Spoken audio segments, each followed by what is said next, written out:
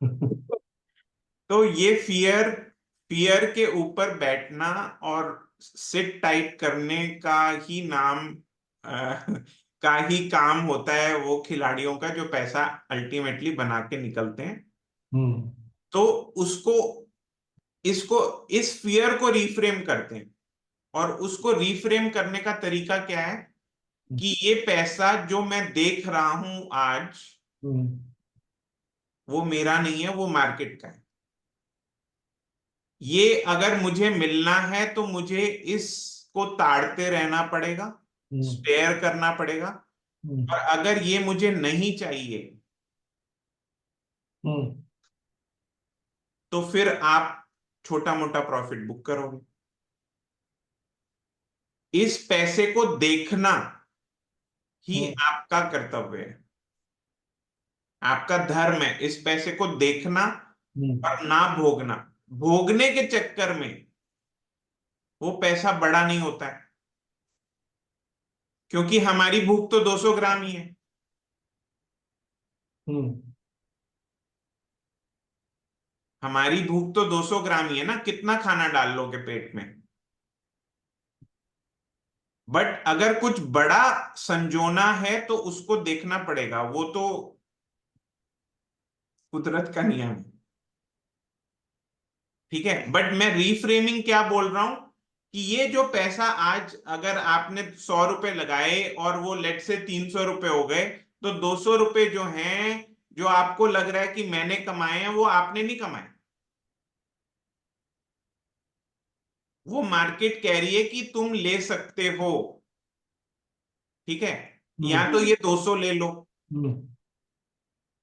ठीक है, या फिर उसको 2000 होने दो या 20,000 होने दो। तो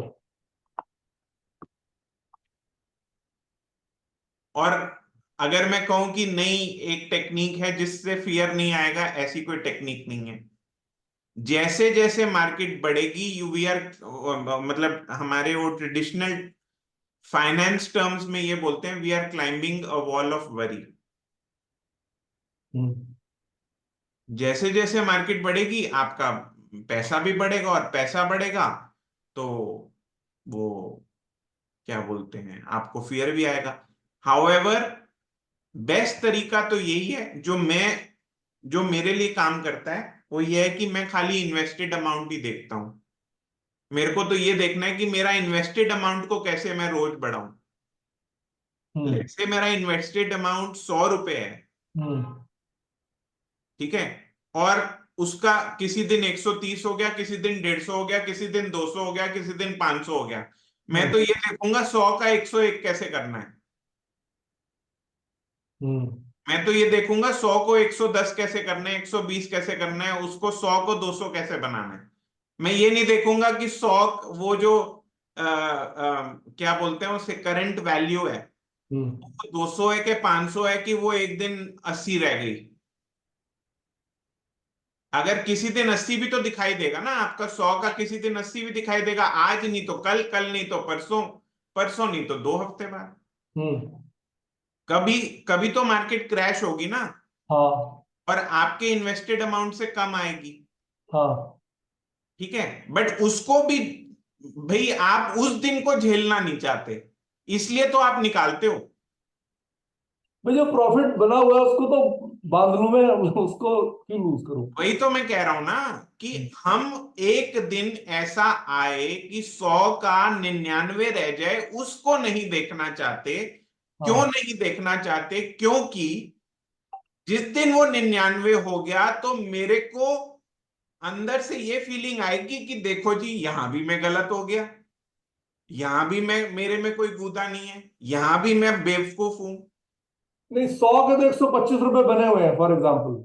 हाँ, तो 125 से वो वापस 100 पे पहुंचना, तो वो 25 रुपए तो वो दुखेंगे ना यार, वो 25 बने हुए थे वो। 25 आपके थे नहीं अभी तो पहले।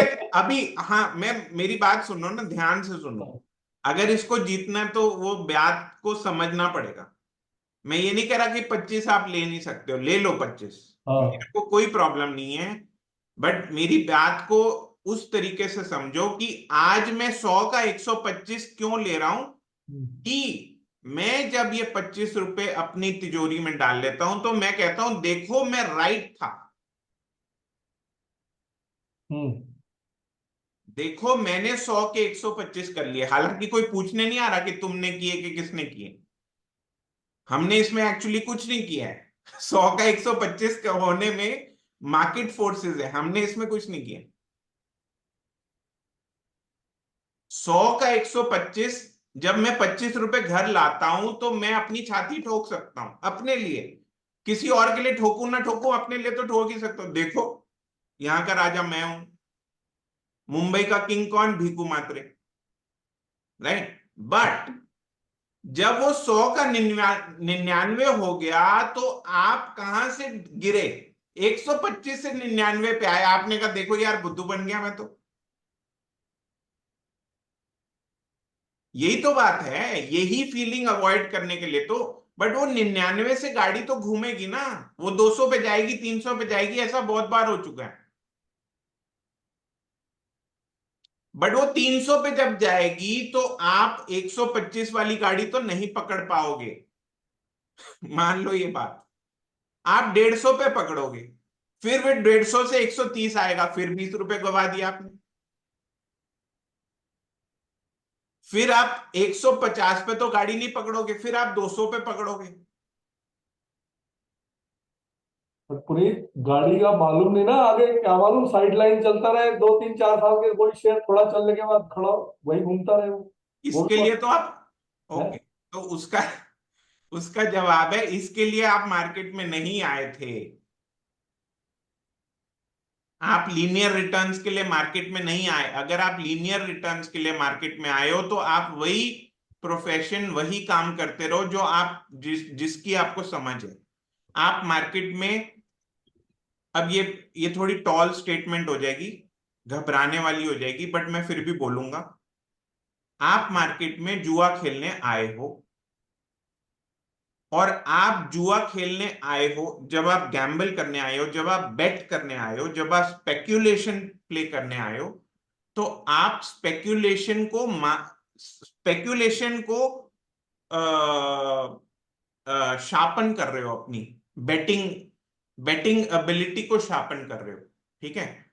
अब वो बेटिंग एबिलिटी को कैसे शार्पन कर रहे हो, टू लर्न टेक्निक्स, चाहे वो टेक्निकल हो चाहे फंडामेंटल हो। हम्म। कर तो आप बैठ ही रहे हो, पर आपके बेट करने और किसी और के बेट करने में फर्क है। हम्म। किसी और के बेट करने में ना तो उसको पता है मैंने कितना पैसा डाला, क्यों डाला, हम्म। कब डाला, वो कहता है डाल दिया जी। हम्म। डाल दिया भाई साहब, देखी जाएगी। आप वो नहीं हो। आप रिस्क मैनेजमेंट के साथ जब बेट करते हो तो वो एक आ, आ, उसे बोलते हैं पॉजिटिव एक्सपेक्टेंसी, कसिनो की लैंग्वेज में। हम्म। तो जब आप पॉजिटिव एक्सपेक्टेंसी लाते हो अपनी बेटिंग में तो आप बार बार बार बार छोटे छोटे प्रॉफिट्स लेने शुरू कर देते हो। नेट प्रॉफिट्स मतलब लॉसेस भी होते हैं, प्रॉफिट भी होते हैं, लॉसेस भी होते हैं, प्रॉफिट भी होते हैं, बट वो सिस्टम आपको एक पॉजिटिव एक्सपेक्टेंसी देता है जिसकी वजह से आपका नेट प्रॉफिट होता है। तो आप तो अपने सिस्टम के साथ खेलो। सिस्टम बोले इन तो इन, सिस्टम बोले आउट तो आउट। अपना दिमाग जहां लगाया वहीं भय है, वहीं लोभ है, वहीं ईगो है, और वहीं सबसे बड़ी चीज है रिग्रेट, वो भी वहीं, मलाल।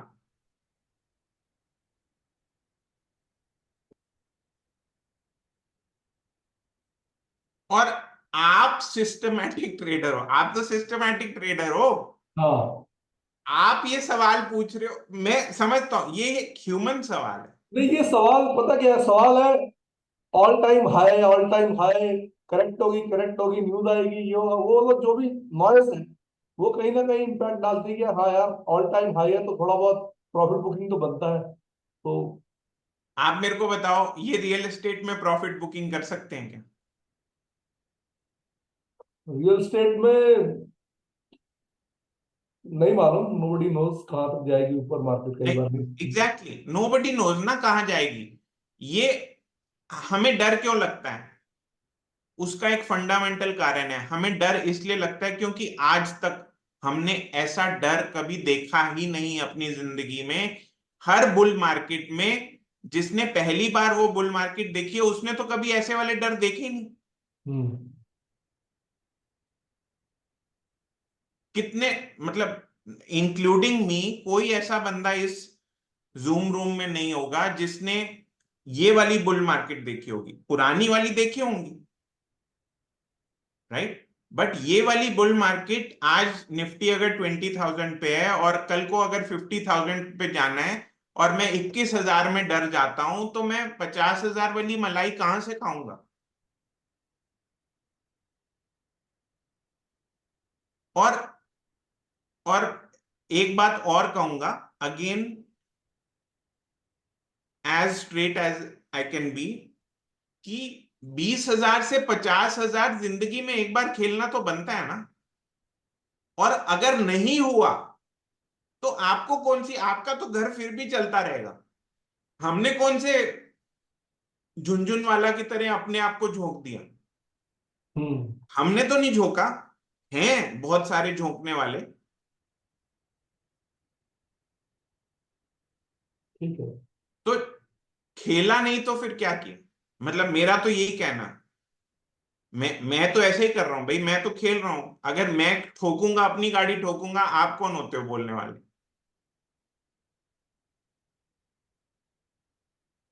बट अगर आपने ओवर क्वांटिटी ली है, तब आपकी वरी होनी चाहिए। पर अगर आपने क्वांटिटी रिस्क को कैलकुलेट करके, स्टॉप लॉस को कैलकुलेट करके ली है, तो आपको बिल्कुल भी वरी नहीं होनी चाहिए, क्योंकि स्टॉप लॉस ट्रिगर तो आप बाहर।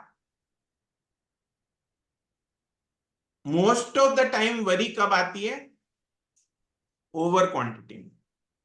नहीं, ओवर क्वांटिटी तो नहीं है। मतलब I just play in cash.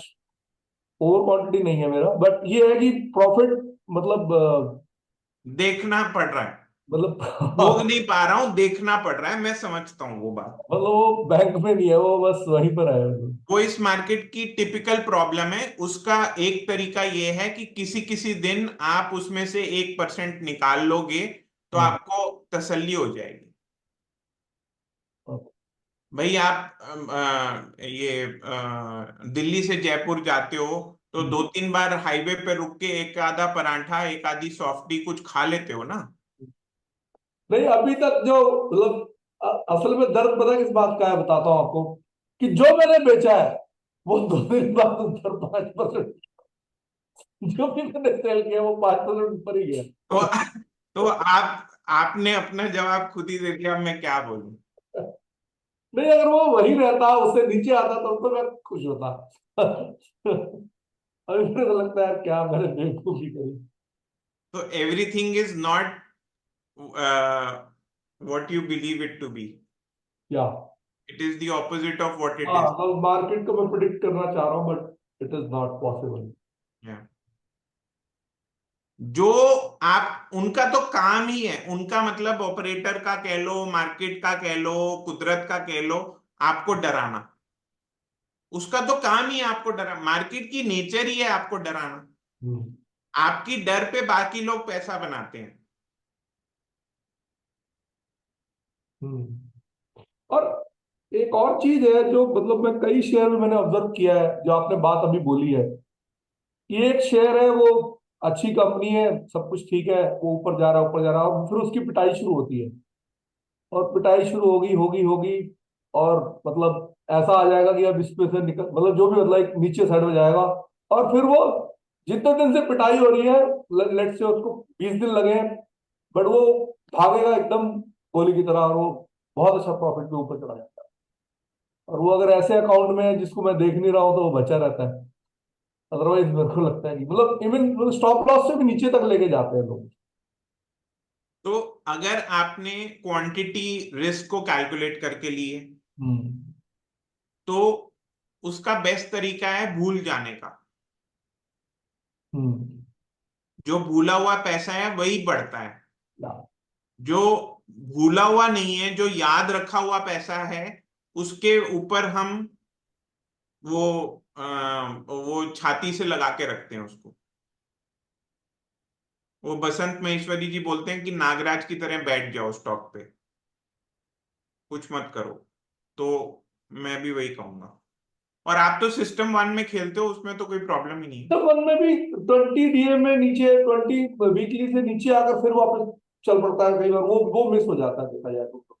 मैं ये सजेस्ट करूंगा 20 DM में कई बार वो आपको फॉल्स, क्योंकि सबको पता है, सारे ऑपरेटर्स को भी पता है कि 20 MA पे बहुत खेल रहे हैं। हाँ मैं ये सजेस्ट करूंगा कि 200 daily moving average almost weekly 20-30 के आसपास होती है।